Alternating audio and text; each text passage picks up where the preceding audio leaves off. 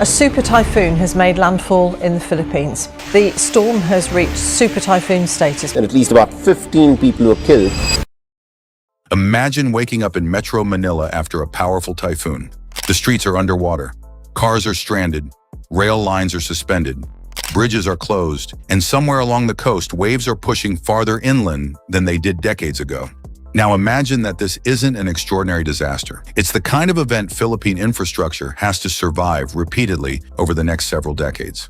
That raises a much bigger question. Can the Philippines actually build cities and infrastructure that are designed for the climate of the future, rather than the climate of the past? Because the stakes are enormous. The World Bank estimates that without sufficient climate action, climate change could reduce Philippine GDP by as much as 13.6% by 2040. And the Philippines is already one of the world's most climate-vulnerable countries, exposed to typhoons, flooding, storm surges, landslides, earthquakes, and rising sea levels. So this isn't simply an environmental problem, it's an infrastructure problem. And the Philippine government is responding with one of the country's biggest infrastructure pushes in decades. Under the Build Better More agenda, the government has been targeting infrastructure spending equivalent to roughly 5 to 6% of GDP annually, while increasingly emphasizing disaster resilience and climate adaptation. But here's the catch. Building more infrastructure doesn't automatically mean building resilient infrastructure. A road can be new and still flood. A bridge can be massive and still fail during an extreme storm. An airport can have a modern terminal and still become unusable if access roads and surrounding drainage systems go underwater. And a railway can be designed perfectly on paper, but if its tracks, electrical equipment, and stations aren't protected from increasingly severe flooding, passengers can still be stranded. So what would climate-proof Philippine infrastructure actually look like?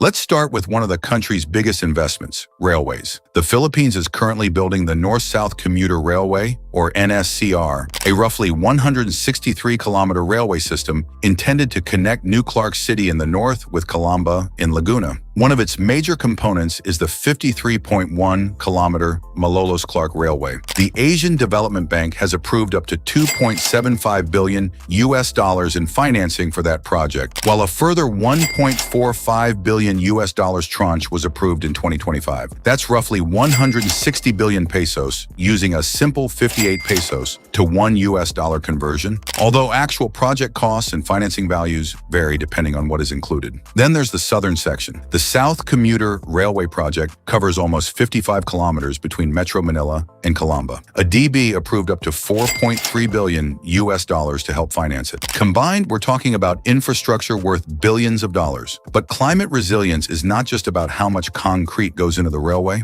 it's about where that concrete goes. A flood-resilient railway needs elevated sections where necessary drainage systems capable of handling intense rainfall, protected electrical equipment, flood-resistant stations, and designs that allow the railway to recover quickly after extreme weather. The goal isn't necessarily to make every kilometer completely immune to flooding. That's incredibly expensive. The goal is to prevent a flood from turning a transportation system into a nationwide economic shutdown.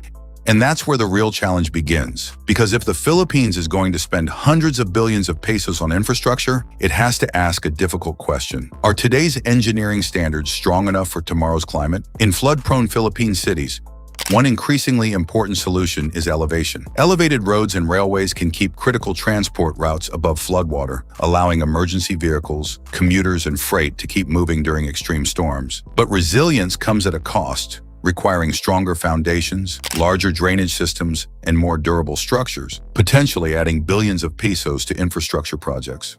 The North-South Commuter Railway, for example, uses extensive elevated and grade-separated sections to improve connectivity while reducing flood and road crossing risks. The bigger question is simple. Are we building infrastructure for today's storms or tomorrow's? But there's another advantage. When extreme rainfall overwhelms ground-level infrastructure, an elevated railway can potentially remain operational above the water. That's important because the economic cost of transport disruption can be enormous. The World Bank estimates that typhoon-related losses alone have averaged around 1.2% of Philippine GDP annually in recent years. So spending billions on resilient transport isn't simply about convenience. It's about keeping workers, goods, and emergency services moving. But roads face an even bigger problem. Many Philippine cities were built around low-lying floodplains and coastal areas. One solution is to elevate critical road corridors. The idea is straightforward. Instead of allowing floodwater to cut a highway, put the highway above the flood. But there's a price. The Department of Public Works and Highways 2025 procurement documents show individual packages of the Bataan-Cavite Interlink Bridge running into tens of billions of pesos. One South Marine Viaduct package alone was listed at about 46.8 billion pesos, while another group covering the North Marine Viaduct, cable-stayed bridge and approaches was listed at about 55.1 billion pesos. And this isn't just another bridge. The project would create a new connection across Manila Bay between Bataan and Cavite. Its scale demonstrates something important. Climate-resilient infrastructure is expensive because the infrastructure itself is expensive. The foundations have to survive enormous forces. Marine structures have to deal with saltwater corrosion. Road decks have to withstand extreme winds. And the entire system has to remain functional after earthquakes, typhoons, and flooding. That brings us to perhaps the most difficult question. How strong should a bridge actually be? Designing for yesterday's storm is relatively straightforward. Designing for a storm that may become stronger or more damaging over its lifetime is much harder. Engineers have to consider wind speeds, rainfall intensity, river levels, wave action, scour around foundations, and sea level rise. And there's a financial trade-off. Build too cheaply, and repairs become inevitable. Build far beyond today's requirements, and taxpayers could spend enormous sums on capacity that may not be immediately necessary. The solution is increasingly becoming risk-based design. Engineers must look beyond historical floods and design infrastructure for the extreme events it could face over a 50 or 100-year lifespan. A bridge built today may still stand in 2076, when climate conditions could be very different from 1976. For the Philippines, this challenge is especially urgent because its population and infrastructure are heavily concentrated along the coast. About 88.6% of Filipinos live within 100 kilometers of the coastline, making sea level rise a direct threat to ports, airports, roads, railways, industries, and cities. As climate risks increase, coastal protection is becoming essential to safeguarding the country's future. During a powerful typhoon, storm surge can push enormous volumes of seawater onto low-lying land. So coastal protection could involve seawalls, revetments, mangrove restoration, drainage improvements, pumping stations, and, in some locations, large flood control barriers. But there is no single price tag for coastal protection. A seawall alone cannot guarantee flood protection. Without effective drainage, seawater and stormwater can still overwhelm cities from behind. True climate resilience requires an integrated system connecting coastal defenses, drainage, roads, power, water, and transportation. Airports face similar risks, especially in low-lying coastal areas where runways and access roads can flood during typhoons. Strong winds, heavy rainfall, and power failures can disrupt operations even when terminals remain intact. A truly typhoon-resilient airport therefore needs reinforced structures, protected electrical systems, backup power, robust drainage, secure equipment, flood-resistant access routes, and emergency plans for extreme weather. This is especially important as the Philippines expands airport capacity. The country is investing in major aviation projects, including the new Manila International Airport in Bulacan, while existing airports are being rehabilitated and expanded. The lesson is simple. An airport must do more than survive a storm. It must remain connected to the city afterward. A functioning terminal is useless if surrounding roads are underwater.